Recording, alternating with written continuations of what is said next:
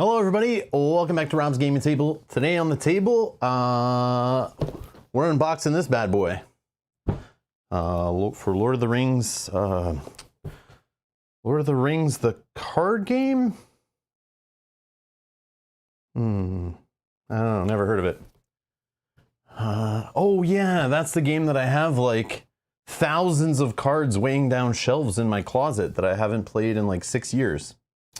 That game, oh boy. Hello everybody, hello. Can you hear me and see me? There we go. Hello everybody. Am I live? Am I working? It's the first time I've been on this little setup in a while. I've been playing a lot of digital lately, so I've been in a different streaming station. Hopefully everything's working. Do I sound okay? You can see me. I'm moving, I'm not frozen, anything weird? Okay. Never heard of this game. Hello everyone in the live chat. Hello to you watching later. Why weren't you here? Oh, that's right, because I scheduled the stream 15 minutes ago. I picked this up last night after our Rob's Cafe stream yesterday, where we were just chilling and talking. Near the end of the stream, one of our YouTube members, Necrocomicon, came in and asked, Rob, are you getting the revised core set? Are you going to play Lord of the Rings Living Card Game on your channel? Which, funny thing, that was one of the very first videos we ever posted, was Mel and I playing the game without lights, a crappy camera, the worst setup I've ever seen. Just I was testing. It was literally the game. We were in the middle of playing and I went, I got a new camera, I want to test and let's make a video. And it was one of our first videos ever we posted on YouTube before we started moving from Twitch to YouTube and not streaming on there and stuff like that. So yeah, that was back in like 2014 or 2013 or something like that, around there. We started playing Lord of the Rings Living Card Game in like 2013-ish, I think, around there. This game has been out since 2011. We looked up, but in the stream, Necrocomicon, there he is. Necrocomicon asked, hey, are you gonna play this game? And I said, yeah, I pre-ordered it. I just don't know when it's coming because I was waiting for this little pack to arrive, or my store was. Before they let me know it was ready to pick up. And funny thing, after I finished the stream, I checked my email and there was an email saying, your order's ready, come and pick it up, which the email came literally as I was clicking go live, like right at the 12 o'clock minute that I was starting the stream yesterday. So I didn't check my email, obviously, while I was streaming. But yeah, so I went and grabbed it last night and now I have it. So yeah, stay tuned. We'll definitely be playing it on the channel. We'll be going through the campaign in this revised core set. If you're interested in what the game's about, I'll explain it a little bit today. I'll go over what's in the revised core set, what's different than the original core set if you're interested, or you already own one or the other, whatever. And we'll unbox it, we'll talk about it. We'll look at some of the cards. But again, I haven't played this game in like 6 years. I played it for like, so if I started in like 2013-ish, just estimating, I have no idea exactly. 2013 playing it, maybe 2012 we started playing it. I'm not sure how early we got into it. But from what I could find, based on what is sleeved in my collection and where I stopped in my last box, I found boxes of cards and decks and scenarios that were from, I think, 2015 Gen Con. We made a little portable decks to take to Gen Con to play with other people and play a scenario, and also play the scenario that they release at Gen Con every year, that kind of thing. We used to go to that little event and meet the designers and play the game at Gen Con with other people. So fun. So fun. But yeah, in 2015, I think probably around when Game of Thrones 2nd edition started happening, I think I got like really heavy into that, and I just realized I couldn't take on 2 LCGs as deep as I wanted to go. So I started forgetting about Lord of the Rings LCG and just really focusing with the same play group. We focused on going to tournaments, playing the competitive living card game side of things in like, I think it was like Warhammer 40K at the time, whatever that one was, Conquest, Warhammer Conquest or something was that living card game. Started playing that, waiting for Game of Thrones 2nd edition to reboot. So sometime around that time, 2015, I think, is when I last played Lord of the Rings LCG. From what I could tell by the packs and stuff that I had sleeved and what was still sealed and not open. And it looks like I was buying everything up to the Grey Havens deluxe box. So for just letting you guys know, for anyone who's like, what has this guy played before? What does he have? But we never really streamed it or anything. So this will be kind of like the first time we're bringing this game to the channel. And we're going to jump back in. I'm excited. There is no other old videos except for one video where we played this game. I don't even know if it's still up, but yeah, that's all it was. Just Mel and I playing a scenario, trying to test the camera. That was all it was really for. So yeah, I've never really played on the channel. It was a game I actually played off the channel while we were playing other things on the channel. It was like my escape. We would spend weekends playing this game, literally from like 10 a.m. to like 10 p.m. And our buddy Justin would sleep over. We'd wake up the next morning, play a bunch of more scenarios, rebuild decks, change things up. Kyle played it with us a few times. Back in the day, we played some 4-player. Mel and I used to play it a lot, just the two of us. But we definitely went through the first 3 cycles from what I could find. FFG took down their online tracking. They used to have an online database where you could enter what scenarios you played and beat and compare to other people, and it showed percentages and stuff, what heroes they used and win percentages and all this crazy stuff. But they took that down, so I can't go back in there and check how far we got, because I used to use that to record what scenario we were on and which one we played. And we replayed some of them with different heroes. So yeah, we used to be pretty into this game. So so for anyone that knows Arkham Horror, the living card game, or Marvel Champions, the living card game, which we played both of those on the channel currently, this is the original, the first cooperative LCG that started it all. The original Nate French design that then spun off the Arkham version and then the Marvel version we now have. But this is the granddaddy, the original. Yeah. This is the one that got everyone hooked on cooperative LCGs, and then when everything was said and done, cooperative versus competitive LCGs at Fantasy Flight Games, even though they had more competitive LCGs, they seemed to be trying to push that harder. They ended up just all flopping, and the competitive LCGs are still all pretty much going strong. So considering they're revised this core set. So today we're gonna look at the new core set. They did do a limited edition kind of custom core set a few years back. I passed on that. I saw that and was like, I don't need that. So this is like their second time kind of redoing the core set in like the 10-ish years the game's been out. About just over 10 years, right? Just over 10 years. It came out probably came out around Gen Con 2011, right? In the summer, maybe October, full retail. And yeah, we just passed October 2021, right? This is January 2022 now. So yeah, it's just over 10 years. So yeah, this game has a special place in my heart. First co-op LCG, one of our first, actually our second lifestyle game we got into, right after Game of Thrones, the living card game, first edition. We were heavy into that. And then when I started finding out about the co-op LCGs, I was like, well, Mel and I can play these and we don't have to try to rip each other's throats out while we're trying to kill each other preparing for tournaments. We can play it together. Co-op, who knew? It was fun. Keeping marriages together since 2011. But yeah, co-op games. This is the good stuff. So this was like our first real hardcore co-op game we really got into. So I'm very excited to get it back. Matouj, yes, I played Android Netrunner, not competitively, only casually. I never got into it competitively. I bought like the core set, had a couple core sets.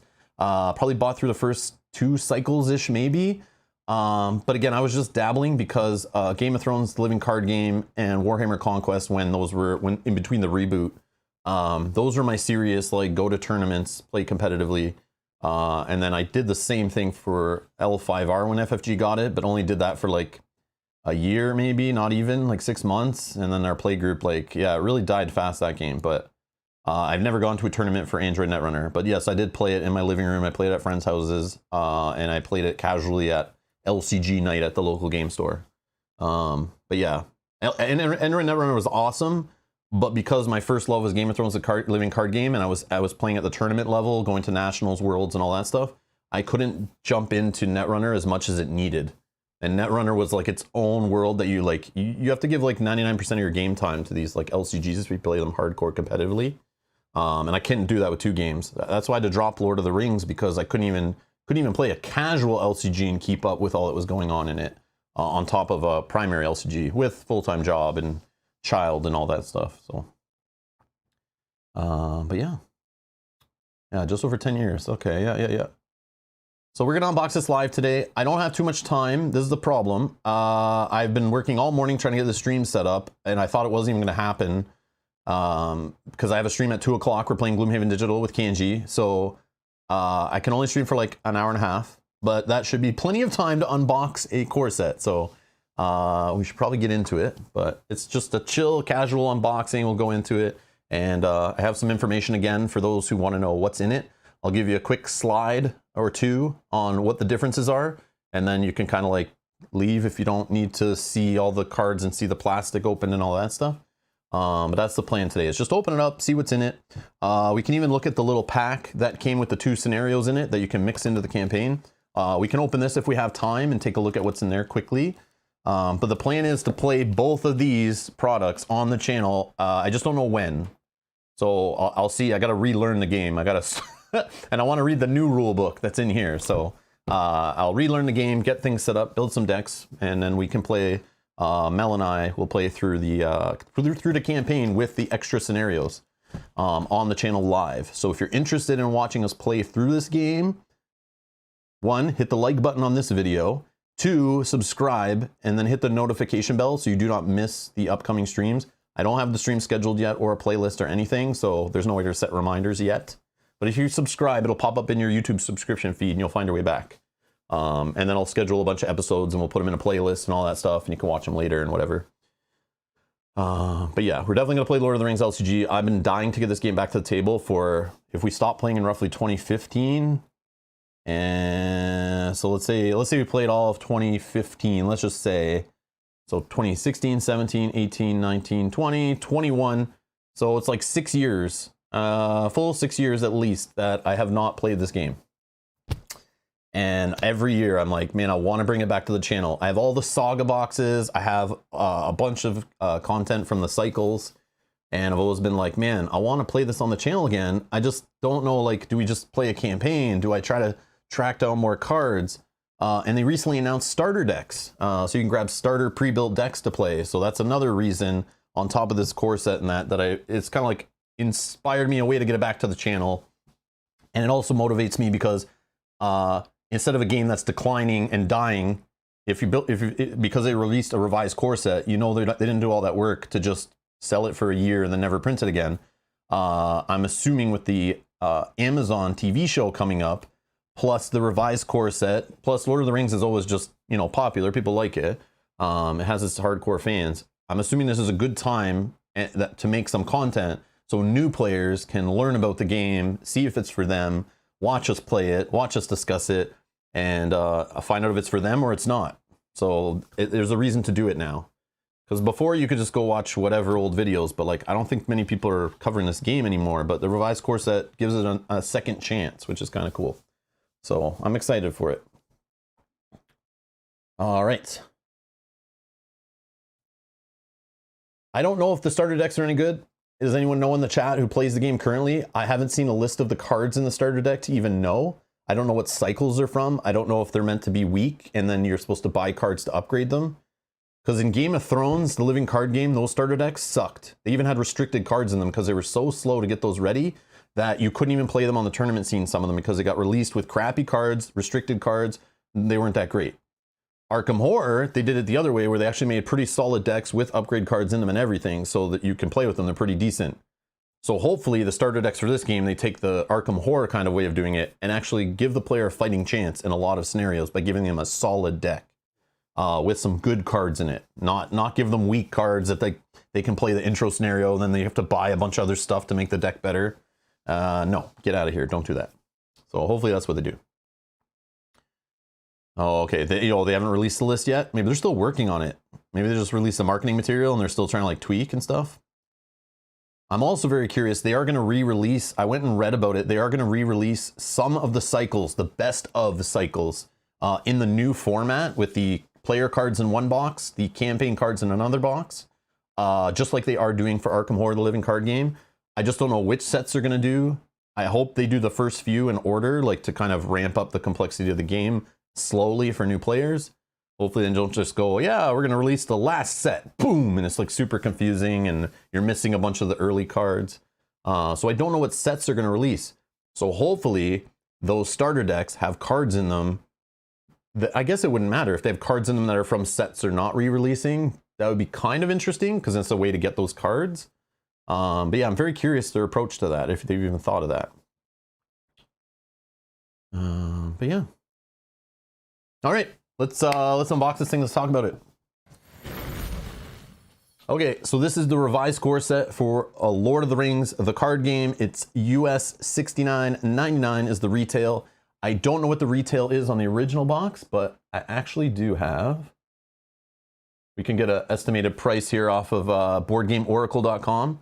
US, it looks like you can get it for like 30 bucks. 40 bucks? 40 bucks is probably the MSRP? Yeah, 40 bucks. So it's like an increase of what? Like 45%? No, 100%? I don't even know what I'm saying. It's like double the price almost, right? I can't even think. Anyways, depends where you get it, right? So it's like not exactly, but so this is the original game. Came out in 2011, as I said. The weight is a 3.19 complexity, so it's not a light game by any means. 30 to 60 minutes. Supposedly you can play a scenario that is not including deck building time. You have to build a deck to play this game. I think there might be pre-built decks in this set, but we'll find out. When we open it, maybe they're all together like they were in the Arkham Horror Living Card Game Revised core set, where you can just literally take off the shrink wrap and boom, you have all your decks all together. So you can just start playing. Supposedly best with 2 players, but I've played at all player counts. This was the first game I think I ever soloed. I actually played it solo. I used to do a couple night shifts covering for another guy, watching servers all night for 12 hours. And they were cool if you just kind of like watched Netflix or did whatever. So I remember bringing Lord of the Rings, and that was the first game I ever tried playing solo in my tabletop hobby. And then after that was Space Hulk Death Angel. I remember around the same time, because I think I did the next one, the next shift or whatever. You played this 3 years ago on the channel.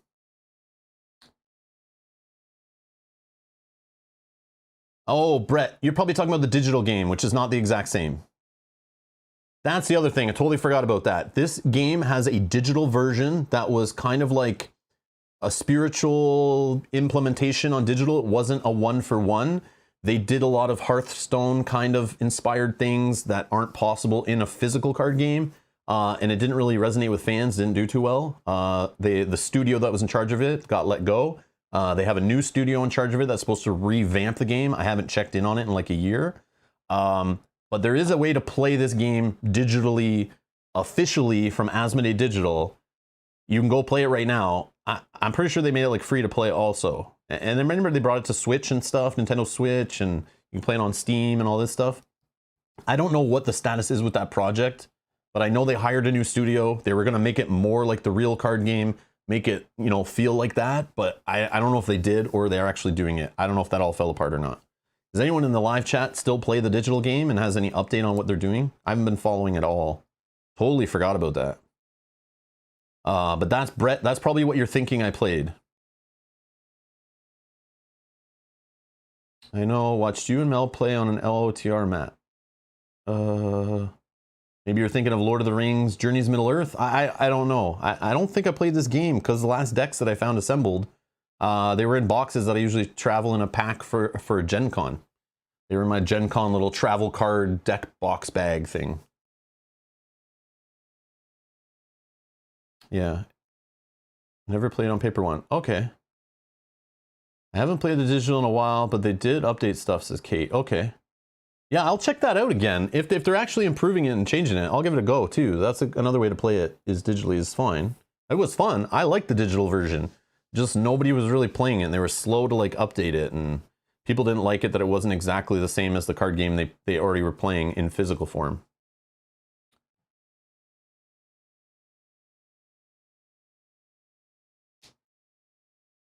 Yeah. Yeah, I talked about it at the start of the stream. This was one of the first videos we ever posted on YouTube, was playing Lord of the Rings Living Card Game to test a new camera. Mel and I just played a scenario on camera, and that was it. We were just testing. I had no intention to ever play the game on video, ever. It was just like a game that was set up on the table, and I was like, oh, let's try this. We're about to play. I want to try the new camera I had. I don't even remember which camera it was, but I just remember trying to film. Yeah, that's all it was. It was never meant to be played beyond that.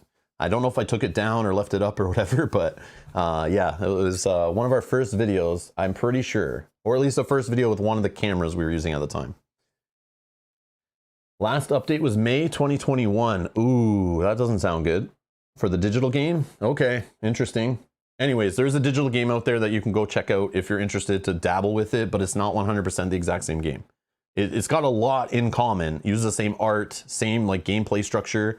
There's just some wacky cards in there that do crazy things, like go pull an ally from your entire collection and just drop it in play. Like, you're never going to do that in a game when you're playing with friends, like pull out your giant box of thousands of cards and look for an ally and, ooh, this is the one I'm putting in play today.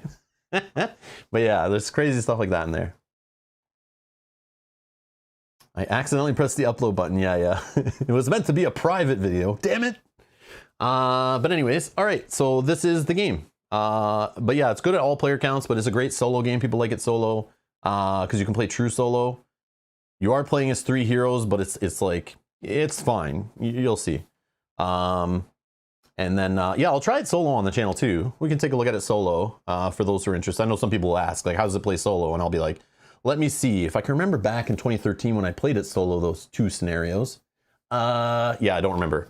But yeah, we'll give it a try. But yeah, best with 2 it says here. But again, now there's a way to play 4 players right out of 1 box. So that's awesome. Okay. What are you guys saying? Hey, Kenji. Kenji, if I'm late for the stream later, I wasn't streaming myself, I promise. I'm just kidding. No, I'll end early enough so I can jump in the stream. I just might be a little late. We'll see. No, I'm just joking. I should be fine. Okay, next. Let's see here. So I made this super awesome slideshow. A whole 2 slides. 1 less than I did for Arkham Horror, but it's roughly the same deal. This will help everyone understand, so you can stop watching once I show you this. It'll make complete sense. What's going on here? Okay, this old core set, 2011, the one you'll find in the discount bin for $30 or less, or you can find on the used market for probably $20 or less. You need 2 of them to play 4-player, okay? Old and busted. New hotness, okay? Old and busted. Old and busted. New hotness, okay? Got it? You can go now, all right? You get it? You get it? See? Pictures work way better than words, but for those that doesn't work enough, so we can go here. All right, so the revised core set, class, shh, pay attention. I worked hard on this slide, okay? Hey, you quiet in the back there, quiet in the back. Okay, pay attention, everybody. All right, so Lord of the Rings, the card game since 2011, this is a revised core set. Here are the differences from the original core set, okay? It has a larger box. Okay, super important information. It is the same dimensions as the box from Marvel Champions and Arkham Horror LCG revised core set, from what I can tell. It has a plastic insert for storage. I looked up some screenshots online. I found that it has it in there. Even though I haven't opened it, I believe it. We'll find out if that's true or not. But I would assume they put the exact same insert in that they put in the Marvel and the Arkham Horror revised core set. So you can actually store cards in it. Who knew? It's not just air and cardboard you can throw away.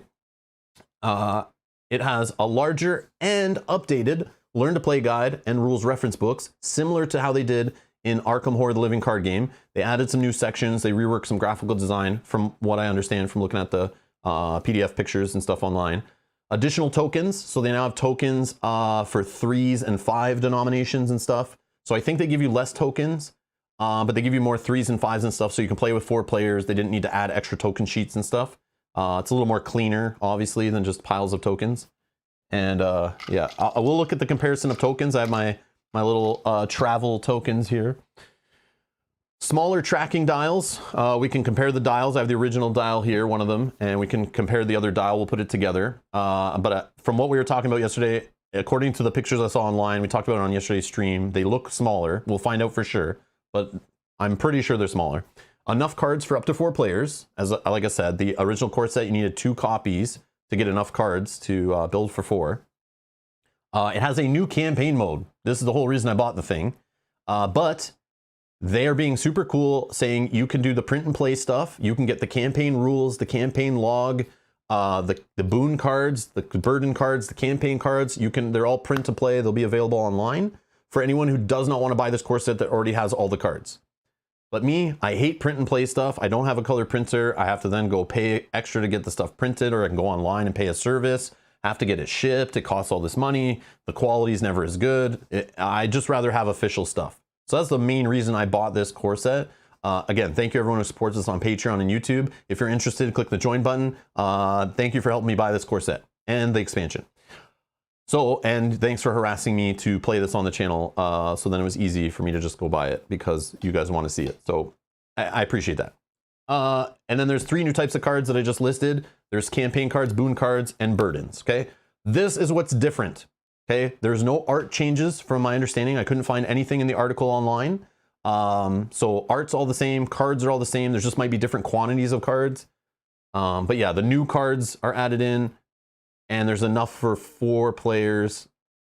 I assume you have a full set for deck building for 1 person if you're going to play with your friends and they have their own collections. So you don't need to buy a second core set to get the extra whatever you need in your deck.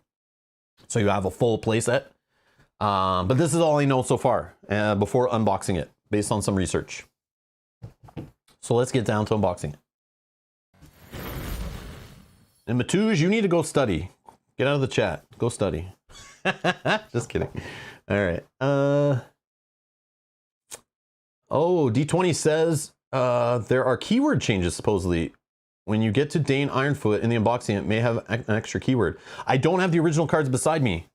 I was thinking that the cards were all the same. I didn't know. So I don't have all the original cards. They're upstairs in a box. I couldn't find an original core set box to compare size and stuff.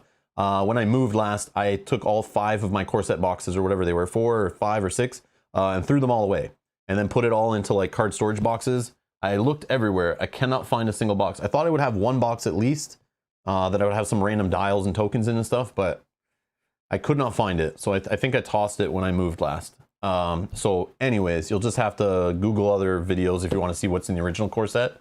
But I do have tokens. I do have tokens here and dials we can compare at least. That should be the only real differences. But yeah, let's crack into it. We'll throw that out of the way for now. We'll only open this if we have time. Because like I said, I have a live stream at 2 o'clock in an hour and a half. So we'll see how far we get. I'll try to be quick. It's just an unboxing. It shouldn't be too long. We'll take 6 hours to play the first scenario though. So if you want more content and just want to hang out while we play, that's the place to do it. I'll try to be quick for the unboxing, as quick as I can be here, but we're chatting, we're having fun, it's casual, who cares? But yeah, that's the only thing. All right, so yeah, we'll throw this out of the way. Here we go. One of my favorite game designers right there, Mr. Nate French, makes some good stuff. Works for Fantasy Flight Games, is now in charge of like game design something. He's been moving up through the company. Good stuff, great guy, met him in person, seen him at tournaments, cool guy.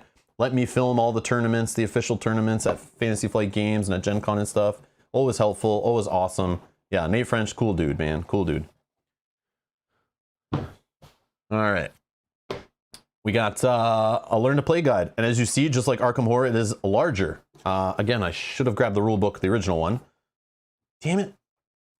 Yeah, I don't even know where that is. Yeah, I'll have to find that stuff later. We can look at that stuff in the gameplay if we can find it. But yeah, so they redid it. Obviously it's bigger, fit more on the page, so that some of the text is bigger. But it's cleaner. This reminds me of the differences with the Lord of the Rings one. You can see the PDF online, probably of the original one. You can probably Google it and find that if you're curious. But yeah, look at this. This is not in the original for sure. Game setup. Also, did the original, I don't think, had a learn to play in a rules reference, right? I don't think they were doing that at that time. I don't think that started till like 2013 or something, right? Does anyone know? I don't know if they had both, but I could be wrong. Yeah, this rule book's nice, right? It's a clean. Like they're taking what they've learned over 10 years of other card games and stuff. But yeah, definitely a cleaner book.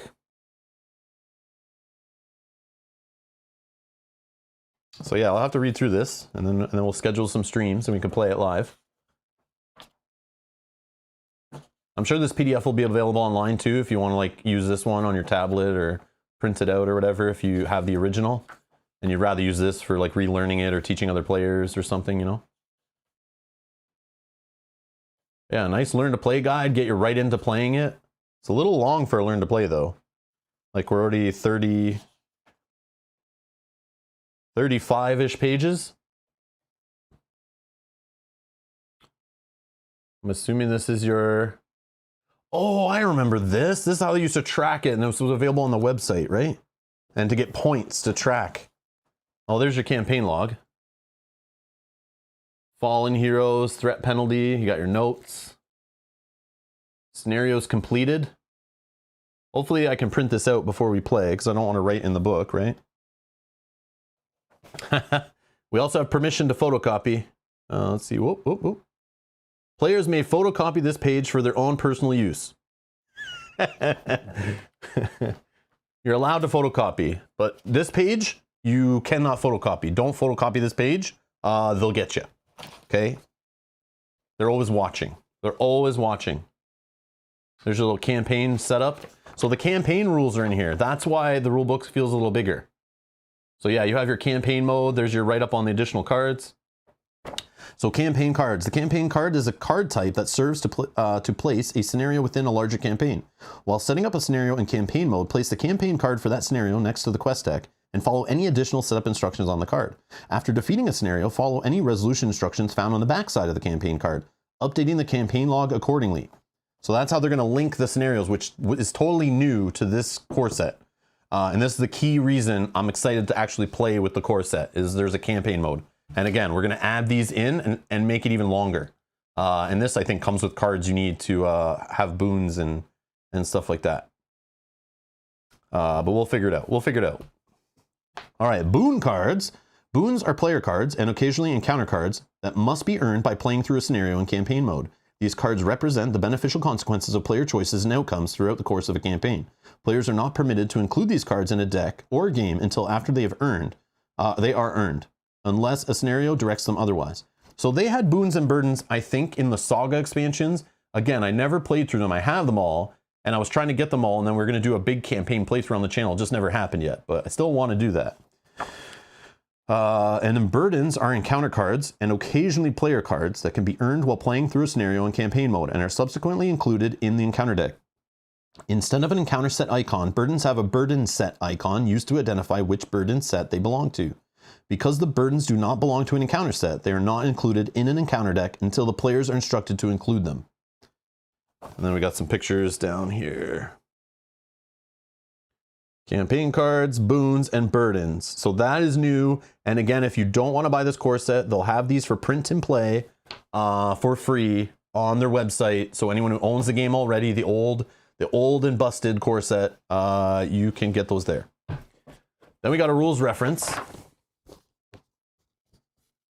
Brett updated the list. Oh, Brett, that list scares me, by the way. Thank you for doing that, though. But that is scary. When I see that, I'm like, oh my God. All right. Oh my God, for multiple reasons. One, you made the list. That's scary. Two, to see all the games we played on the channel. That's scary, too.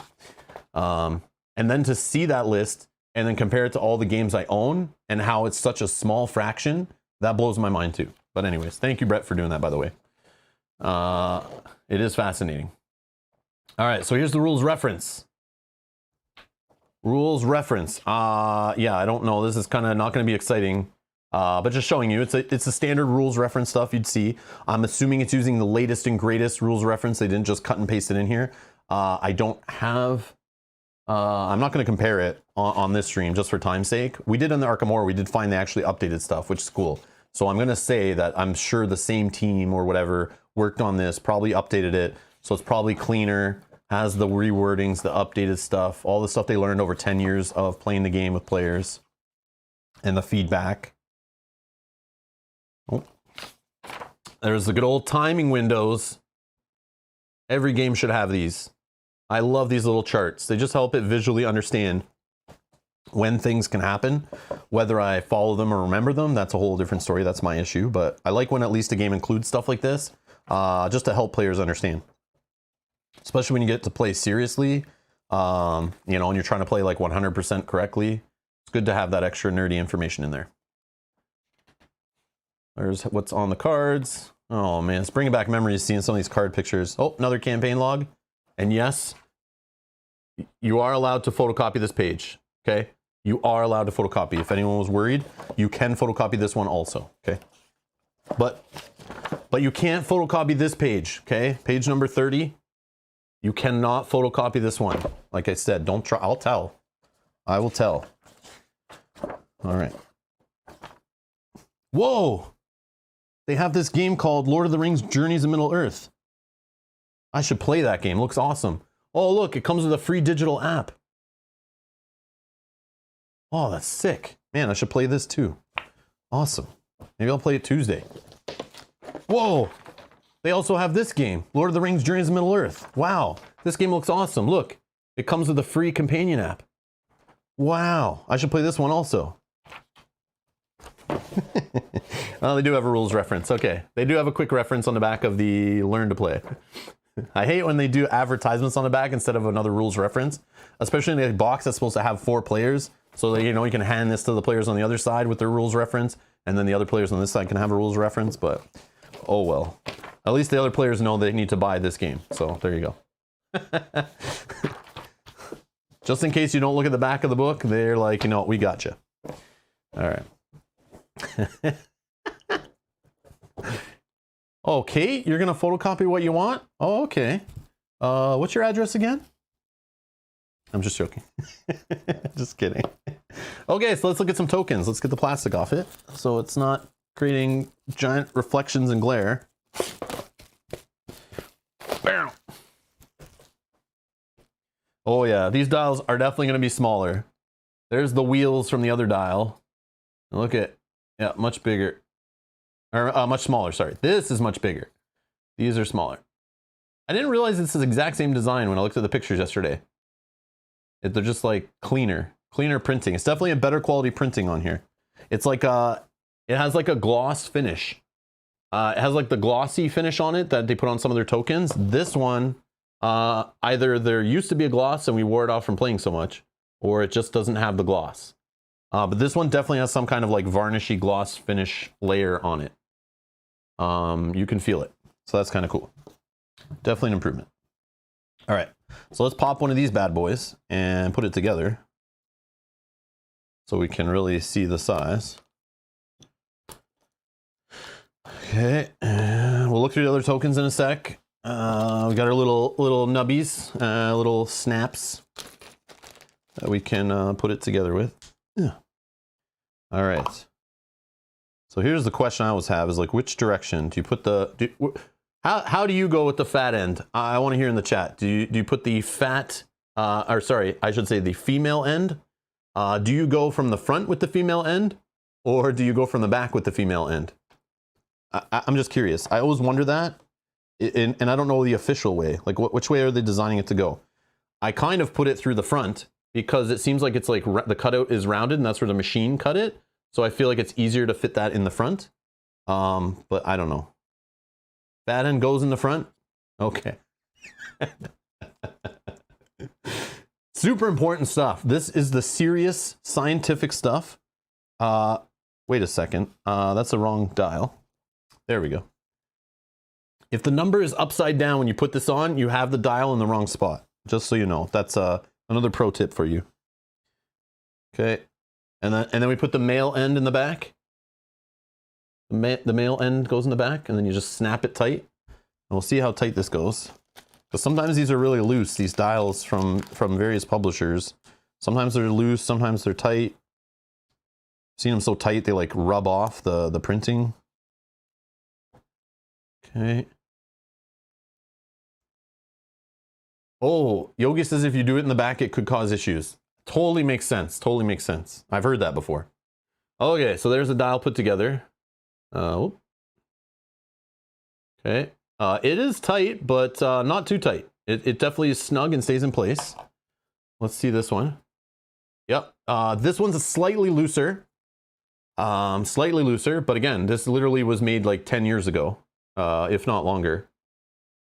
And yeah, I've used this in other games like Hero Realms and stuff. We use these dials just because they're like fantasy themed. They're nice. They're bigger. You can see them on camera easier. But they are still pretty tight. These will not, yeah, it did not change. 9-2, right? Let's just, well, I just hit the side, but yeah, if you hit the side, obviously, but yeah, it does not. Yeah, still good. Sorry, let me do this. Let's start over. 9-3. 9-3. Okay, this one definitely won't move. It's definitely very tight. And it might be just because it's brand new, but it is like, it feels like it's perfect, actually. Like, tight enough. There is a difference, though, I noticed. So, on the original, the dial actually sticks out from the side. Okay? So, you can easily just, you know, like roll it around. No problem. On the new one, there is no cutout. It is the exact same size, but it does stick out a little more. So when you rub your hand on the side, you're catching more of the wheel underneath. For anyone who really cares. They are different slightly. And I guess you could always cut, you know, if you had the ability to do so. But yeah, slight difference, slight difference. But look at the size.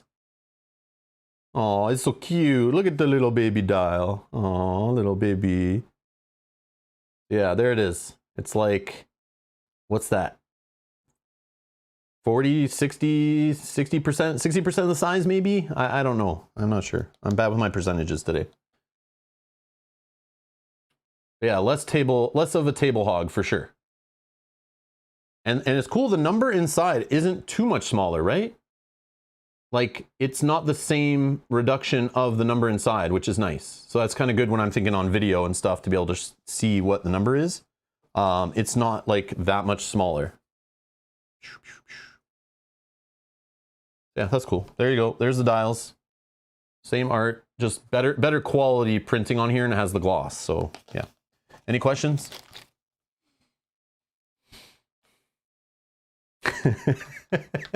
Brett says, great conversation. When my boys get older, I'm just going to show them this video. Save me from the uncomfortable talk. Yep. So let's recap. So you put the female end in the front, male end goes in the back, and if you buy both, you then have a baby of the original. Okay, that's how that all works. Okay, you got it? Okay. At least that's how I understand it. Okay, so we have the same tokens, I think, from the original. Here's my original tokens, my little travel case from the jewelry aisle at Michael's Craft Store, if I remember correctly, or from Hobby Lobby. I know I bought some of these at Hobby Lobby, if you live in the US. So we have these little pearly ones. These are your resource tokens, if I remember correctly, and they're just like generic resource tokens. They tie to each of the factions or whatever in the game. They look pretty much the exact same. I don't know if we can, maybe I'll do this side. Yeah, right here. Yeah, can you even tell which one was the one I pulled out of the thing? No, they're pretty much the same, right? Like whatever. Okay. And I'm sure the little travel tokens are the same.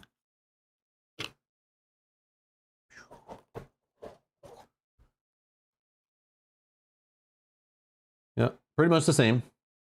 Again, they do have that little glossy, the original are more like a matte finish, and these ones have like a gloss finish on them.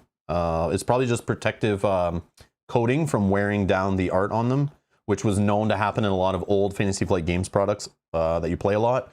Like our Game of Thrones tokens, or like Game of Thrones board game tokens, like are all kind of worn down. You can still tell what they are, but it does get annoying when you handle them for a long time. And then this is new. These are new. These 5 denominations.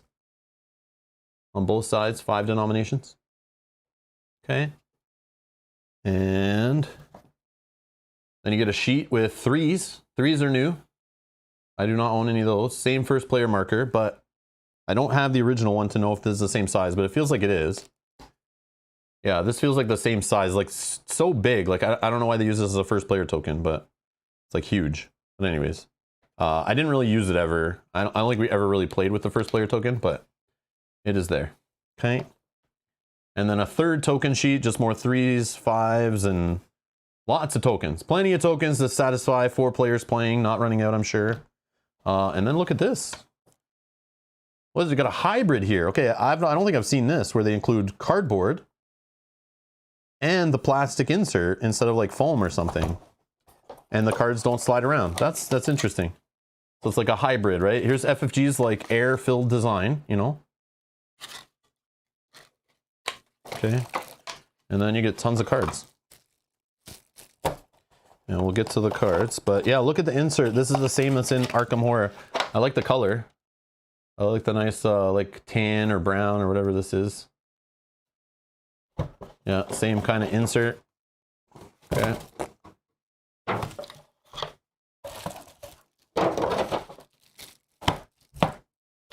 Guess we can put it here. Oh man, look at this. Cards bringing back memories. Oh man. Oh, quick strike. Okay, okay. Oh, the same card backs. So it's obviously the cards should be all compatible, same print quality, we hope.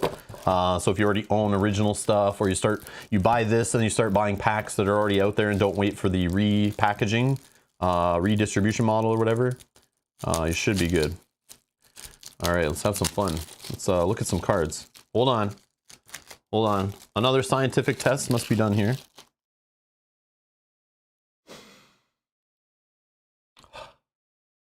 Oh yeah, they got that smell. Yep, they're actually... Yep, they're made in the same factory as the other cards. Yep, the standard FFG LCG factory. Not the Keyforge card printing factory. Yep, yep, good smells. Good smells all around. Quality FFG smells, good stuff. Excellent ink paper printing smell. Hold on. Yep, it's good cardboard, good quality cardboard, the standard FFG cardboard printing. I could tell from the smell. Yep, we're good. Okay, hold on. Maybe we can zoom in a bit. Boop. All right. Aragon. Man, I play with that guy so much. But yeah, you guys can see this game in action. Yeah, I don't even like, I remember kind of roughly how the game works. Obviously, it's similar to other LCGs we played. But I remember like exhausting guys to quest, and you know, you have like multiple heroes, and you can have like all the same like leadership or tactics, I think it was called. Or you can mix and match, but you can only spend resources from that hero's faction on those type of cards. Super clunky, super lame, but you get used to it. That was my only thing with this game. It's like, it's gonna feel a little clunky after you play Marvel Champions and you're just tossing cards to pay for other cards. And it's so smooth and like feels clean. This game is like, yeah, it's like a little archaic with how the resources and stuff work. But it's cool, it's unique, it's clever. It's still fine, but it feels a little weird, but it is a 10-year-old game. So, that's what I remember from it. But yeah, you have your little ally cards. So these are like your little chump blockers and stuff that you'll just throw in the front, your meat shields. But they have like cool abilities. They'll come in play. They don't last for long. It's kind of like your, are they called allies in Marvel Champions? Same idea. You get allies in play. Like your no-name characters, kind of. And we're looking through, this is all the leadership cards. So leadership, I remember, is like resources and stuff, I think, is their deal. Tactics, obviously, is all like around combat. So it's like a lot of fighting focused stuff. Spirit, I forget, is that like the supporty kind of stuff? Tutoring decks and card draw and stuff, I think. I don't remember. Someone will know in the chat who's played the game within the last 6 years, I'm sure. Oh, 3 copies of Broke Iron Fist. Is that new? Yeah, they don't include that. I forget what cards. Man, I tell you, I had like 5 core sets because I was building for like 4 players. So I just kept buying more core sets to have enough cards for everybody to have all the cards I wanted to put in the decks. I had like multiples of some of the packs and stuff. Sneak Attack. I love this card. Put 1 ally card into play from your hand. At the end of the phase, if that ally is still in play, return it to your hand. Just a way you can like cheat Gandalf in with that because he's like so expensive. You just pay 1 to get it into play. Oh, lore is card draw, healing, and control. Okay, yeah, I forgot what lore was. Lore is the green. Lore has traps. I remember they're like the ranger class. I remember building like a ranger deck. Spirit is for questing. Okay, okay. Thank you, Kate. Can you tell I'm rusty and why I'm not scheduled to stream yet to play the game? Steward of Gondor. Great card. I remember playing this with Aragorn. Attached hero gains the Gondor trait. Yeah, because he's like Dunedain, Noble, and Ranger traded. And this gives him like the Gondor trait. And then you can exhaust this to add 2 resources to the attached hero's pool. So then you can build play all these expensive leadership cards. Yeah, some cool art in this game too. Like, oh man. Yeah, you like see the art in this game and then you go play like other games and you're like, oh man, like the art's never as good. Obviously some of the art's a little dated, but it's still great art. Horseback Archer. Yeah, so it looks like a full playset of all the cards, right? Full playset for one player to build any deck they want and not need to buy additional cards. And it's enough cards to spread out to have 4 players play out of here. Obviously, you're going to spread some of the cards a little thin, but it's enough to play, I would assume. And it looks like all the cards are in order of their faction, but it's definitely not in order of a deck, right? Because all the heroes are just together. So this tells me right here, because you can only have 3 heroes in a deck, but they're not with their cards. So this to me tells me we're gonna have to follow the starter decks should be in the rule book, right? We look at all these? Yeah, we did. Okay. Is there like pre-built decks? I didn't even look.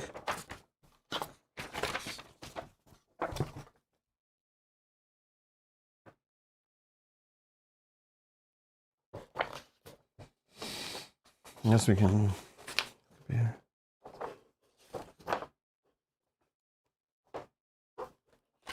Oh, player starter decks right here.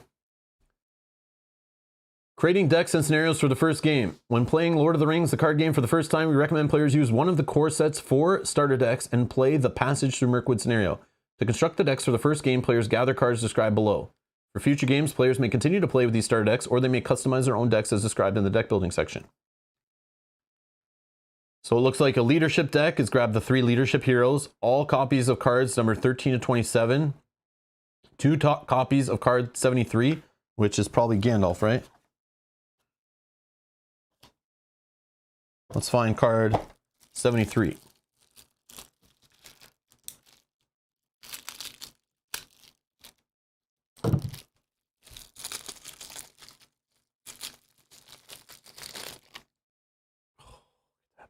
Yeah. All right, so we'll go through the cards, but we're on card 35 here. Quick Strike. Thicket of Spears. Swift Strike, not to be confused with Quick Strike. This is Swift Strike. Okay. Stand Together. Oh man, memories. Blade of Gondolin, a weapon. Now these are attachments. You attach them to heroes or allies, right? Oh, this one says attached to a hero. So and restricted means you can only have 2 restricted cards, I think, attached to one hero or in play or something. If I can't remember the restricted rules in this game, but oh, this one's restricted. Citadel Plate. I think this is the one you stick on Gimli, right? And it's like really good. Dwarven Axe. That one you give to an elf, right? The Dwarven Axe? Just kidding. Horn of Gondor. Oh, we got some spirit cards now. Wandering Took. Lorien Guide. Sylvan cards. Yes, I remember playing with Sylvan cards. Trying to build a Sylvan deck, or like an elf deck, you know. Dunedain Ranger. Building a Ranger deck. The Galadrim's Greeting. Reduce one player's threat by 6, or reduce each player's threat by 2. Amazing card. We need this kind of card in Lord of the Rings Journeys Middle-earth to reduce threat. Strength of Will. 2 restricted cards per character. Thank you, Mats. I appreciate it. Yeah, I can't remember. I thought that's what it was. Hasty Stroke. Will of the West. A Test of Will, which is the same art that's on, what's the card in Lord of the Rings Journeys Middle-earth? The one that turns all the fate icons into successes? I always recognize that art and remember this card. This one cancels the when revealed effects of a card that just revealed from the encounter deck. We have Stand and Fight. A Light in the Dark. Dwarven Tomb. Yeah, if you play any of Fantasy Flight games, Lord of the Rings property games, same with Arkham Horror, they reuse art in all different games. So like, you know, you'll play a game and it'll just give you nostalgia feels for some other game you played, and you got to try to remember the new effect that's on that card. And especially if you play them around the same time, it gets really confusing. Like in October when we played all the different Arkham games in the same month. Yeah, that got super confusing. Because I usually very much tie art to a card ability. I don't always like reread the card. It just reminds me like what it is, especially when I'm just cruising through my hand. Power in the Earth. Unexpected Courage. Attach to a hero. Exhaust Unexpected Courage to ready attach hero. Oh yeah, I remember this is a really good card. Yeah. Using your hero twice in the same round. Oh, good stuff. Daughter of Nimrodel. So we're on card 59 here with Erebor Hammersmith. Hennemarth Riversong is another Sylvan card. Okay, that's our second pack of cards. And we're still not done with the player cards. Like, that's a lot of cards. Okay.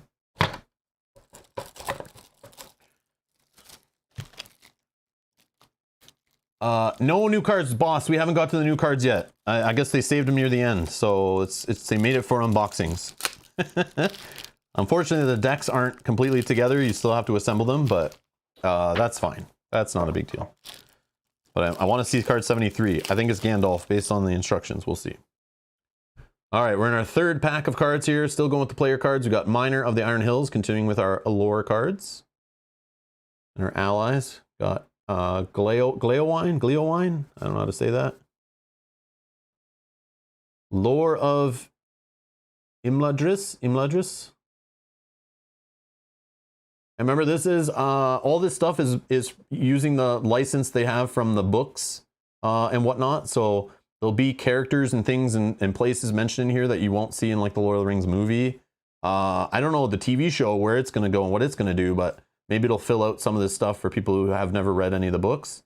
But they can pull from all the other stuff, I think, too, right? All the other books, the Similarian and stuff. I don't know if they pull from that ever in this game at all, but because again, I stopped buying it. I don't have like the last 3 cycles or something. So I don't know where they took it, but these are like their own stories and stuff when you play these campaigns or these scenarios. The original like scenarios, not the saga. The saga stuff plays through the books of The Hobbit and Lord of the Rings. But the regular deluxe box and 6 packs in this game, they're not like tied really to a campaign. They have a continuing story. But they are like FFG's own like kind of little creations. And they even make like their own characters and stuff. So they've like made new heroes in this, totally approved by whoever owns the rights to Lord of the Rings. It's really cool to see like FFG doing their own thing. It's pretty cool what they're allowed to do. Bjorn's Hospitality. Forest Snare, yes, goes in your Ranger Trap deck. Get him. Protector of Lorien. Attachment. Dark Knowledge. Hey, Sajat. The new cards, like we showed at the beginning, the new cards. For those that weren't here and want to look at this, the new cards are campaign cards, boon cards, and burden cards listed at the bottom of my little slide here. Okay, that's what's new. And the new campaign mode in the rulebook we found. The rule books are all updated. For those that joined the stream late, here is what the differences are from the base core box. And if you want to look at this, hit the pause and you can scrub back and catch up in the stream. But there's what's new. Or you can scrub back and rewatch the stream later or whatever, and you'll get it all there. All right, Dark Knowledge. Self-preservation. Oh, is this 73? Gandalf? Yeah, I probably can't see it there, but card 73 right in the bottom. Excuse my yellow thumbs. I like to eat lots of clementines and I peel them with my thumbs, so I get like yellow thumbs. Damn oranges. Let's see. At the end of the round, discard Gandalf from play. Yeah, this is your when I always say this when we play Marvel Champions, when we grab, who is it? Nick Fury. This is the Nick Fury for this game. Big 5-cost ally, comes into play, has amazing stats across the side, and then when he enters play, you can do one of an effect of draw 3 cards, or you can deal 3 damage to an enemy, or reduce your threat by 5. Gandalf always comes and saves the day for you. You hope to see him. And he was the reason, basically the reason why I bought so many core sets, so that everyone can have Gandalfs in their deck. And here he is. And you can only have one Gandalf in play at a time, though, because he's unique. So he comes in play, stays for a round. That just means not everyone can play him in the same round. But once he leaves play, the next player can play him in the next round. It's kind of cool. And you can use him to defend or whatever.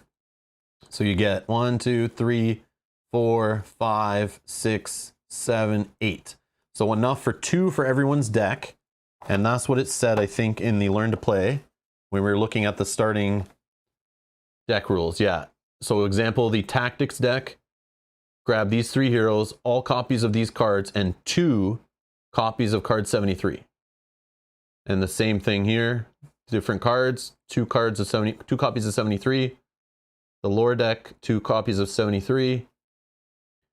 And oh yeah, leadership deck. Yeah, right here. Yeah. Okay. Cool. Cool. All right. So that looks like that's all the player cards.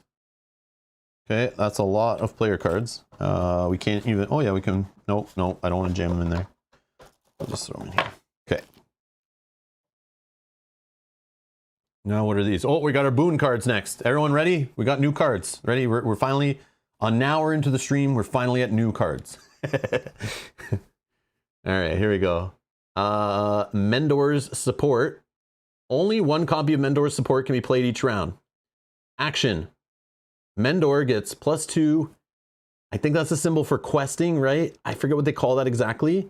Then obviously there's like fight and then defense or whatever, like power, attack power. I don't remember what they're called in this game. Again, 6 years.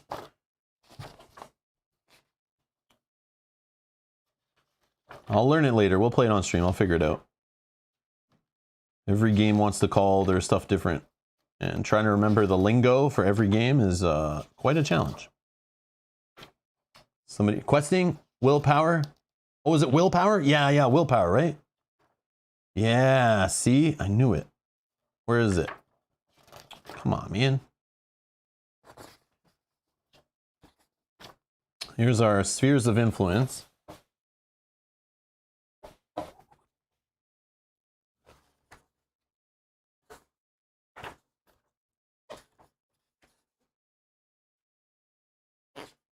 Like how they didn't show it in like a little table. Oh, attack strength, defense strength. Okay, find the questing. I skipped it, didn't I? Traveling, no, questing, right here. Willpower. Willpower right there in a tiny font, I found it. Willpower, attack strength, and defense strength. Okay, so now we kind of know what the card does. Action, Mendor gets +2 willpower, +2 attack strength, +2 defense strength till the end of the round. Who's Mendor? Who the hell is Mendor? Okay, so we get 4 copies, because I guess you can play up to 4 player. Everyone can get 1. Okay. Oh, we got a boon. Another boon. 4 copies. It's called Valor. I don't know if I can do this. Is this better? Kind of crappy. Yeah, see, the cards have all green on them, so it's like not the greatest. This one's permanent. Limit 1 per hero. It's an attachment. Response: after attached hero is declared as an attacker, exhaust Valor, heal 1 damage from the attached hero, and deal 1 damage to a defending enemy. So it's like you can move some damage, kind of.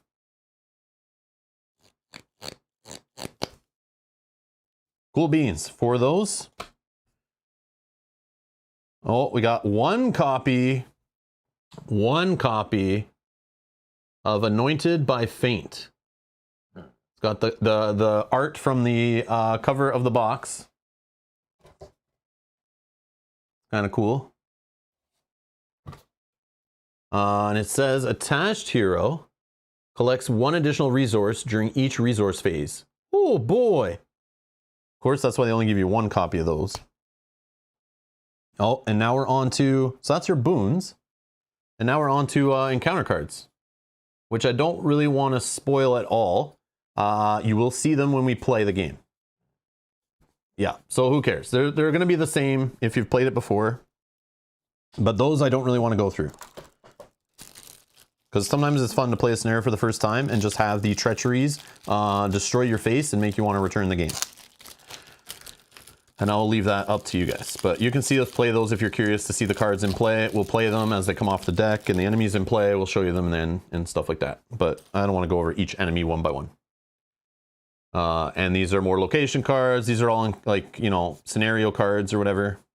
I just want to find the new cards really in this case. Okay. Oop, oop, oop. Oop, oop, oop, oop, oop.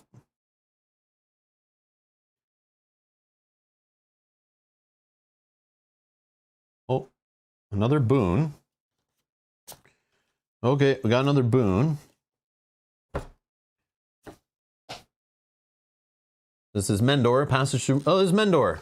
Hey, we know who Mendor is. All right. Here you go, Mendor. There you go, buddy. Oh, that's just an event. Okay, just an event. We can play this on Mendor now, we know. Hey, Mendor. How's it going? So Mendor's stats suck, but they could get better for a round. Mendor is ranged. Sylvan, Scout. The first player gains control of Mendor.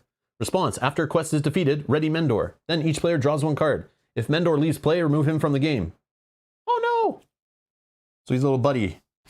He's a cool elf to help us out along the way, I'm sure.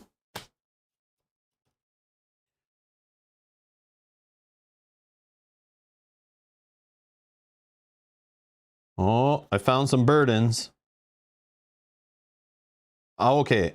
I probably, like, again, like this stuff maybe is not that bad, but I don't know if I want to show off all the burdens. But just so you know what's in there. Oh, there's not that many. So they give you some burdens. They're obviously like evil cards that are new to this set. So we have like this spider. Ungoliant's Swarm, for example. So I guess based on, you know, you getting a burden based on how you beat a quest or didn't get something done, this is going to come and punish you going forward. And then we have this Surge Treachery card. So obviously if you don't want to see these I'm sure you would have tuned away by now or whatever. But and then this one you have 4 copies of. After a character you control is destroyed, raise your threat by 1. So this is Scarred. So it looks like every player can become scarred possibly. So I don't know how those happen, when those happen, but those are new. So there's the new cards so far. And then we should have quest cards in here somewhere. Or campaign cards. Yep, and we have 3 of them, 1 for each campaign. We'll look at these in detail. And then here's your encounter cards or whatever they're called for each scenario. Okay.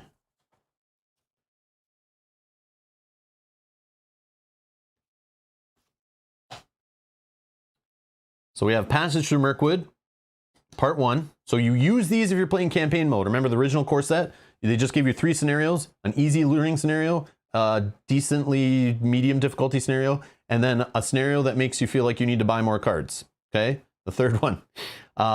So this one is going to turn it into a campaign. Passage Through Mirkwood. If you're playing campaign mode, put Mendor into play. If Mendor leaves play, the players lose the game. Resolution. Each player earns 1 copy of Mendor support boon card. Add the earned cards to the campaign pool of stage 3B, yada yada. Okay, so there's some stuff that changes. This stuff will be available online for print and play. So again, if you don't own the game, you want to see them in detail or print them out and play with them in your game, you can. You do not need to buy this core set for this stuff. Okay, if you can do print and play, go online, have a card printing place, print some stuff for you. FFG is going to have this all available online to use. Same with the campaign rules and everything, and the campaign logs and stuff. So this is just the new stuff in this box. But again, if you own all this stuff, you don't need to buy this. You don't need to be super silly like I am. I just wanted the official cards. I'm just like that. I don't like the print and play stuff usually. So we got Mirkwood Paths, Part 2, second part of the campaign. You were playing campaign mode, put Mendor into play. Response, after a hill troll is defeated, each player attaches one set-aside copy of Valor to a hero they control if able. Forced, after a character is destroyed by a hill troll, each player attaches one set-aside copy of Scarred to a hero they control. So this is kind of cool. It's not too complicated, not too crazy of a campaign mode, but at least it's got something there. And there's your resolution if you care to read it. You guys can pause it and see whatever it says, if you care. We'll read it as we play it in our playthrough streams. So I'm all good. Escape from Dol Guldur. Mirkwood Paths, Part 3. If you're playing campaign mode and you made it to this scenario, go spend $500 on cards for the game to make your decks good enough to be able to beat this scenario. Setup, put Mentor into play. Attach Appointed by Fate to a hero of the first player's choice. Forced. When a hero would be randomly selected to be a prisoner, the prisoner from the campaign log is selected instead. Each card attached to that hero is turned face down until the hero is rescued. Mendor is captured as well. Place Mendor face down next to the prisoner. This does not cause him to leave play. Flip this card over. Does this help the scenario not be as hard like this campaign mode? I hope so. Response. After the first objective is claimed, flip Mendor face up and place 1 damage token on him. Then you got your resolution. Oh, man. That's cool. All right. So there's your new cards. You have a bunch of boons. Okay. You have a bunch of boons. That's what's new in the core set. And then you have your campaign cards that join the 3 scenarios into a campaign. And then you have burdens that can hurt you based on what's going on in the campaign.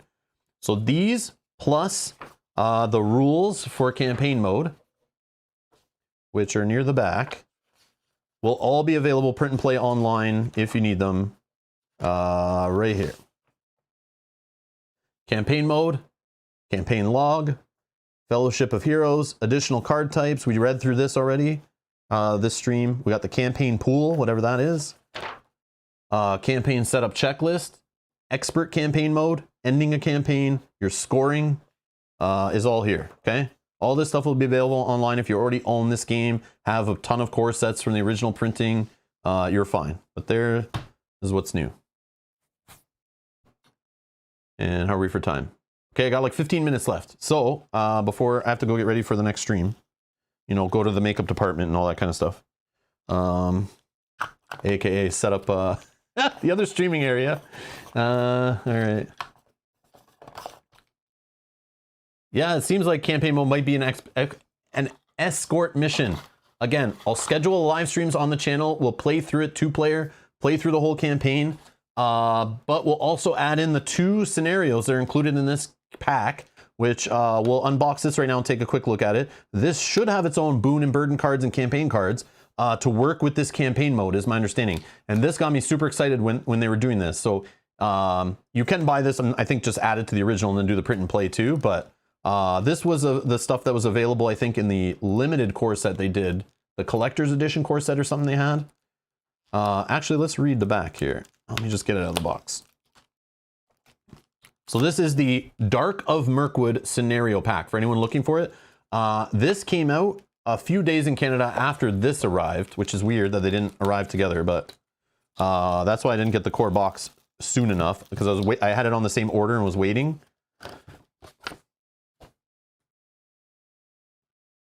The Dark of Mirkwood scenario pack. Brave the perils of forest and cave in the Dark of Mirkwood.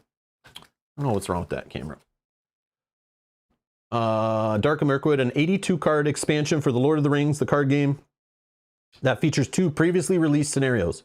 A group of wicked goblins have raided a settlement on the eaves of Mirkwood, taking the woodmen as their captives. Pursue them in the forests in the Oath and venture deep into their lair and perform a daring rescue in the caves of Nibendum. These scenarios can be played 1 to 4 players, either as a standalone adventures or as an extension to the Lord of the Rings, the card game core set campaign. Lord of the Rings, the card game core set is required to play. Okay.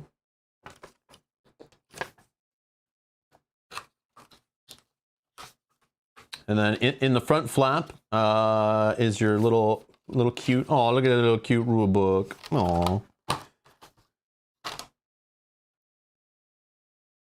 The Dark of Mirkwood. Got a little story text there, your expansion symbol, so you can pull the cards out if you ever mix them up. The Oath. Okay. The Caves of Nibendum. Okay, it's just your scenario stuff. Campaign mode, what you need to do. Oh yeah, you can play a mini campaign with just these two scenarios. You can play each one standalone or play them as like a mini campaign or mix them into campaign mode. Oh yeah, there's Nate French's new job I was talking about earlier. Yeah, he's executive game designer now. But he's the guy who created this whole game. Came up with the co-op LCG design. Okay. Yeah, where was it?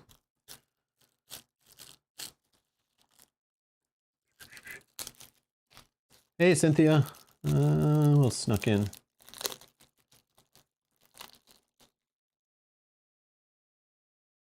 Kanji's asking a question. Is it normal for games to hit friendly local game stores before pre-orders are delivered? I've always wondered and want to set expectations for myself.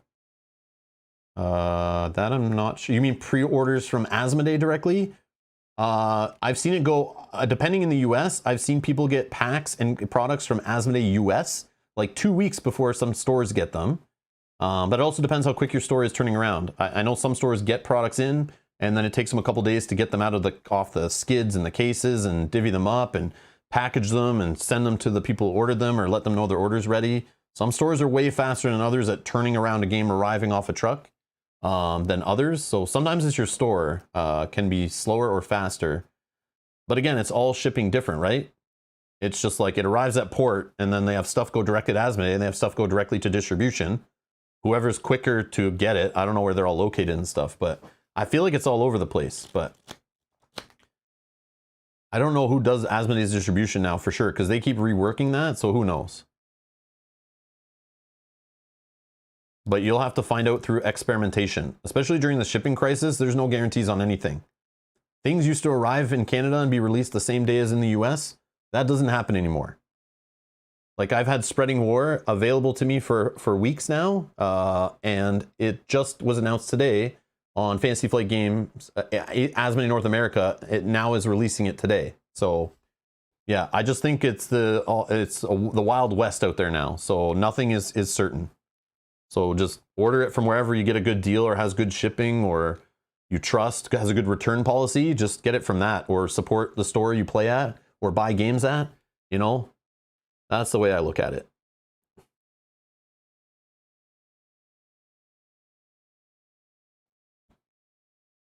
So yeah, so here's some cards for this quest. I just want to see if there's campaign and boon cards and stuff. And we'll play through this on the channel, no worries. Yes, Burden. We have a Burden card. Focus, focus. My thumb is messing it up. Stalking Goblin. Bloody orc. What is a goblin orc? We have a Burden, which is supposedly a treasure. I don't like seeing the word treasure on Burden cards. I feel like I'm being tricked. We have another Burden. Oh, okay. Oh, we got boons. Yes, I love these Burdens and boons. They remind me of the campaign mode in Too Many Bones. They're not like anything crazy and complex. They're just so straightforward. They're kind of, they have Marvel Champions too, right? Kind of the same idea. Like good cards and bad cards to balance it out. Oh, yeah. I can't wait to play the campaign mode. It's going to be so fun.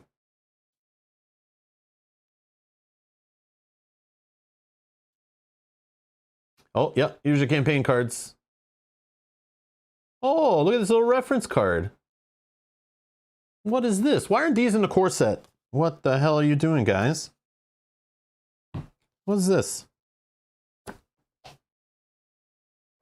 Lord of the Rings, the card game round sequence. Tells you the page and the rules reference and everything. What is this? Why is this not in the core set? Huh? Like hardcore players go and buy these expansions, not the newbies who need a reference sheet. Yeah, that's weird. Very weird. Okay. Somebody messed up. Somebody messed up. That's the only complaint I had was like, where are the reference sheets and you only get one rules reference on the back of one book. It'd be nice to have the timing chart and all that stuff too, I guess, but whatever. Okay. So here's the cards that are also in this pack, the other little deck. I'll just skip through them. We'll deal with them when we actually play through this on the channel. I don't have the time really to go through it all in detail. Not that I really want to spoil anything with this stuff, but you can kind of see some of the cards. You can look these cards up online, I'm sure. This is nothing new really, just repackaged. Yeah, just 2 reference cards? Why not 4? What are you guys doing?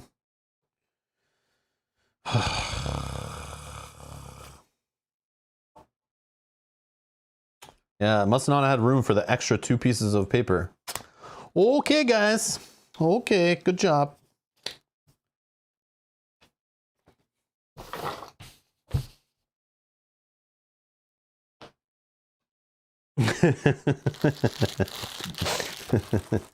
Those are funny. Okay. Anyways. Wait, did they include a bag in this box? Do I have a bag to pull tokens from? No, I'm just kidding. Oh, wrong game. Yeah, there's nothing not included, right? We have our tokens. I mean, sleeves, you don't expect those to be in there. Not everyone uses them. But yeah, I don't think we're cheated on anything. But yeah, that's our core set. And I guess I can throw these in here. I'll just throw these in like this. I know this is bad. Bad.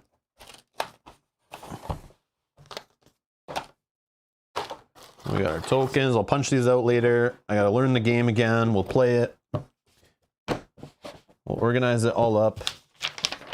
Don't forget our marketing materials to advertise to us. You didn't even advertise on 2 sides? What are you guys doing? What are you guys doing? Can't include reference cards, but you can include wasted paper for advertising. You idiots.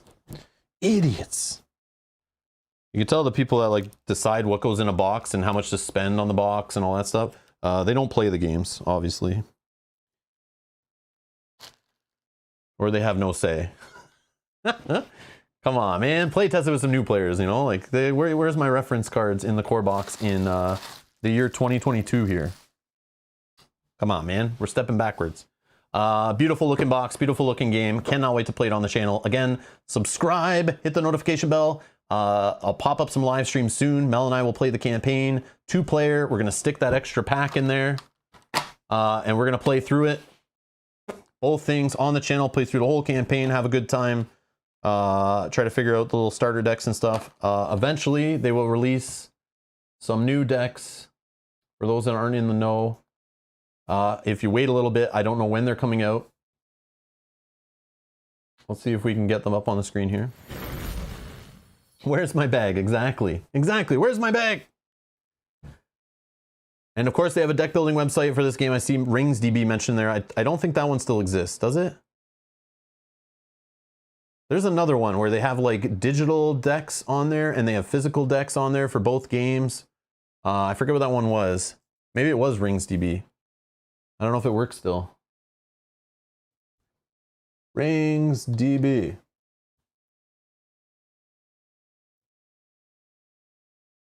Oh yeah, it's still good. Still good. Okay. I went to try to go to one of them before and it wasn't working. So maybe it was this one and just wasn't up at the time. So this is a deck builder. Let's see if we can.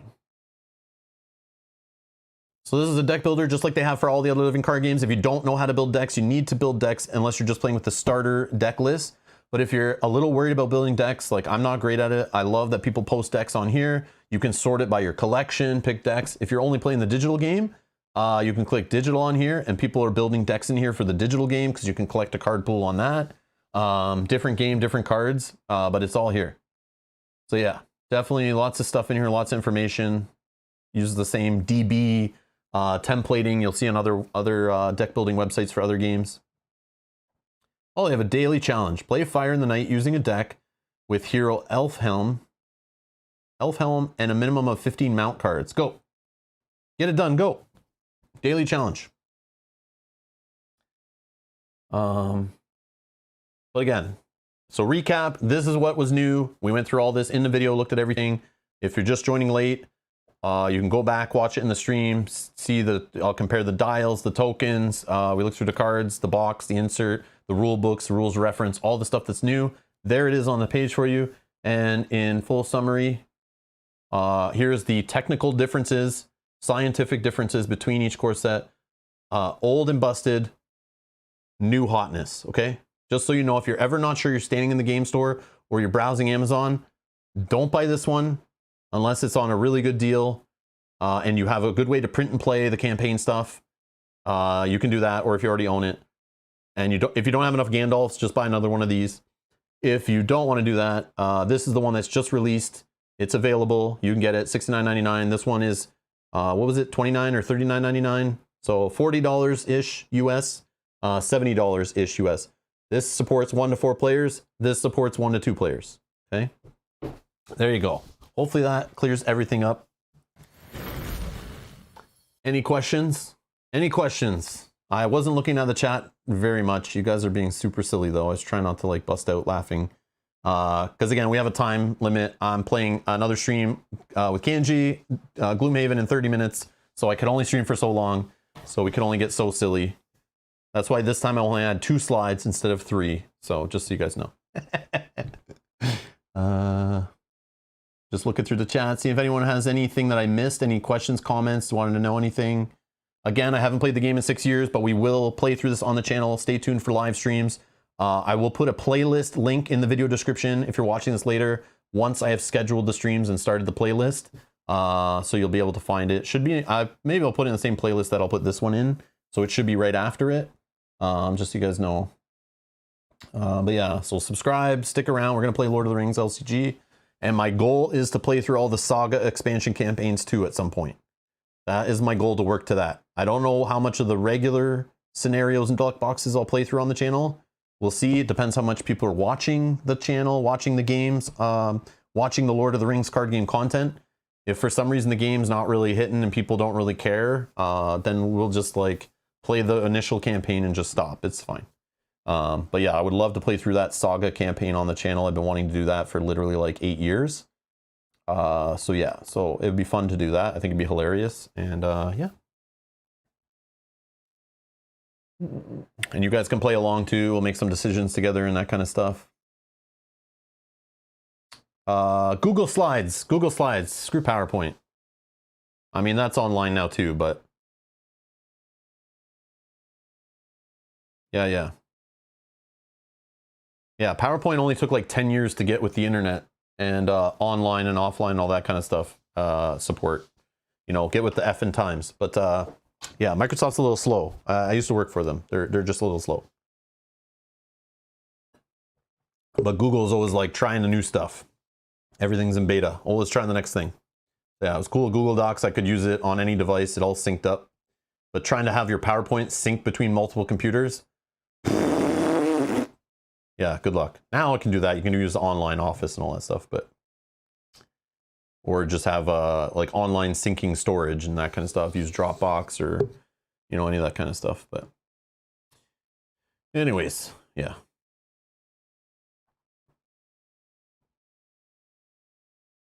Let's see.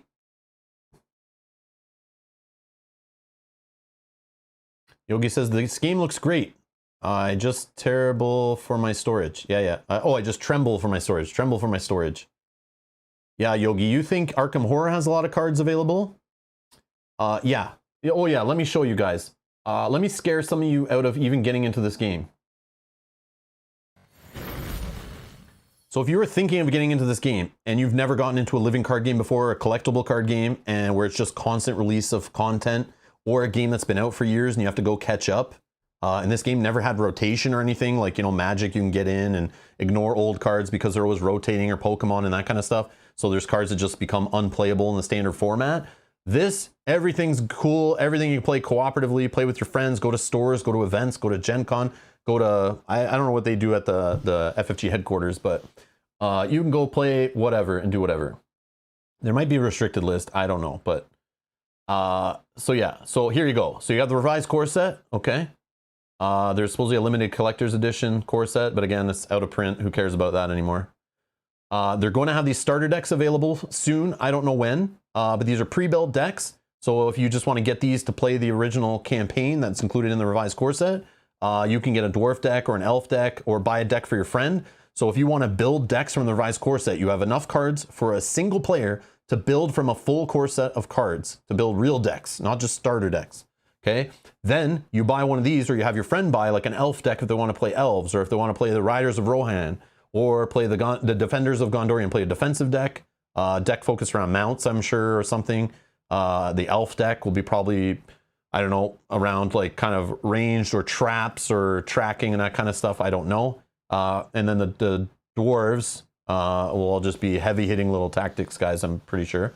But not if it has Durin in there, right? Or Dane, sorry, Dane Ironfoot. I think that's who that is.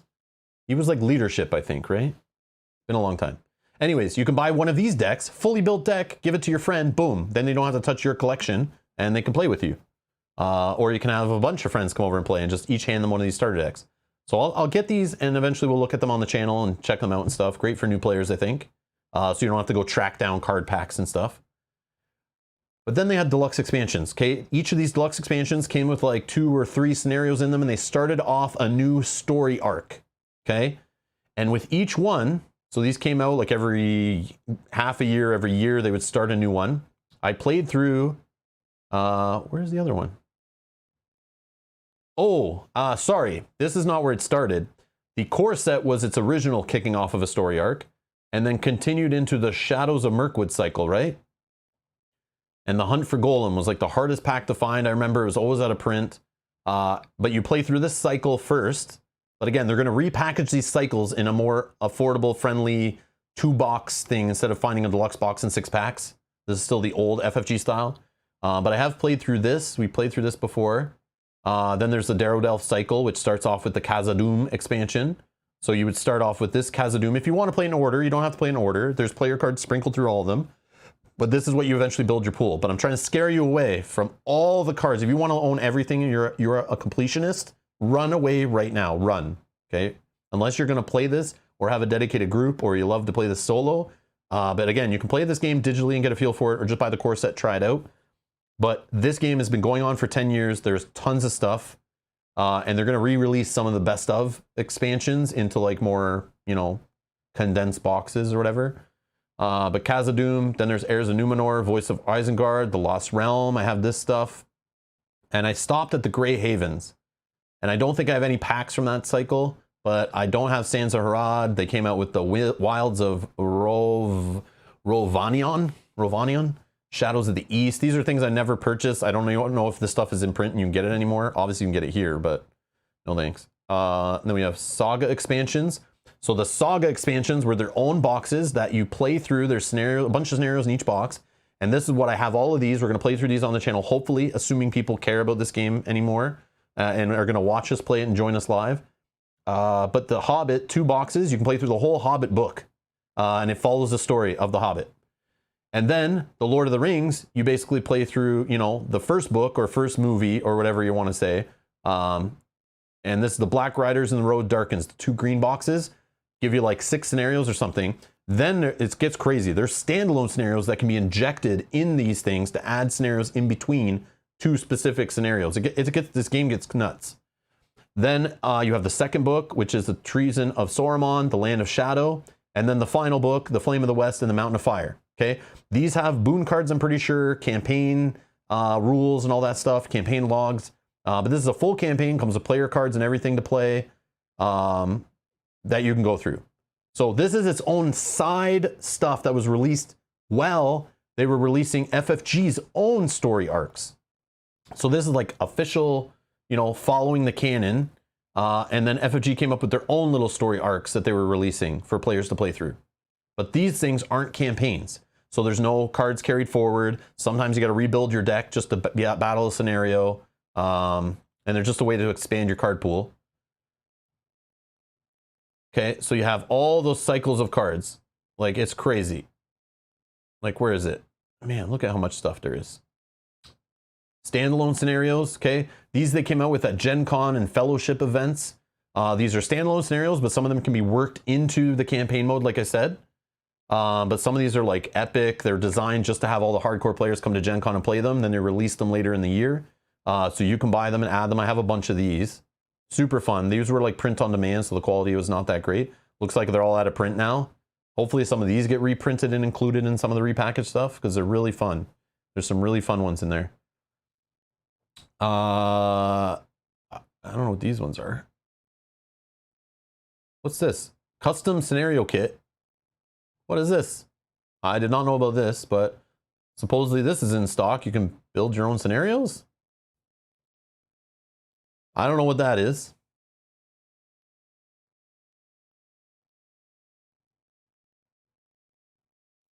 But anyways, that's new to me. But here you go. Here's the scenario. So this is the one I just got, the Dark of Mirkwood, but here's some other standalone stuff. Then there's nightmare decks, okay? So collecting this game is a nightmare. So what happened was, in this game, as they designed the game in years past and player cards came out, there was power creep. So you were able to buy all the cards from the set, you buy new cards, new packs that came out, and the cards would be so powerful, you could build the craziest busted decks that you could just destroy any of the earlier campaigns, no problem, or the scenarios. You can go in and just wreck them. So what they did was, to spice them up, this is like the Return to stuff they do in Arkham Horror, but they were like literally one pack per scenario. So you would kind of buy these nightmare decks to add bigger monsters, story twist, make the scenario feel fresh and more difficult, hence why they're called nightmare decks. I have a few of these, but they kept going. Like, these are crazy. They have them for like all the scenarios pretty much. They just kept releasing them. They just kept going and going. So not only, like, you know, the Return to idea from Arkham Horror exists for this game for like all the scenarios. It's insane. Insane. And you see the prices scroll by as you see these, right? I don't know anyone who's collecting all these, but I'm sure there's some people out there who collected every single one. Maybe some people selling their whole collections of all these too. But yeah, if you're a completionist, run away. And here's the cycles of cards. Like, here's just the packs that were coming out every month. So 6 packs for every one of those deluxe boxes you saw. Against the Shadow, the Ringmaker cycle, okay? Agmar Awaken cycle, okay? Dream Chaser cycle, 6 packs. Like, yeah, Arkham Horror, the living card game, ain't got nothing on this game for card pool, man. I still own, like, I own all the Arkham Horror LCG stuff. Doesn't even come close to the amount of boxes I have for Lord of the Rings cards for my collection. It's crazy. And I didn't even buy all of it. It's nuts. Nuts. But yeah. And they even had sleeves. But yeah, lots of stuff. Lots of stuff. Lots of stuff. So there, run, Yogi. Don't buy anything. Don't buy anything. Run. Oh, they have 3 custom scenario packages. That's cool. I didn't know that was a thing. Janet's asking, is the digital game on Steam the same? It's similar. It's like spiritually, like it's inspired by, it's close, but there's a lot of different cards. It's not exactly the same. They're supposed to be reworking it to make it more similar, but I don't know if they really are. Because they supposedly haven't updated the game in like a while. Because probably people aren't playing enough. But it gives you an idea of the game. It still has the same like, it still has the same turn structure, still has the same idea of heroes and combat and all that stuff's the same.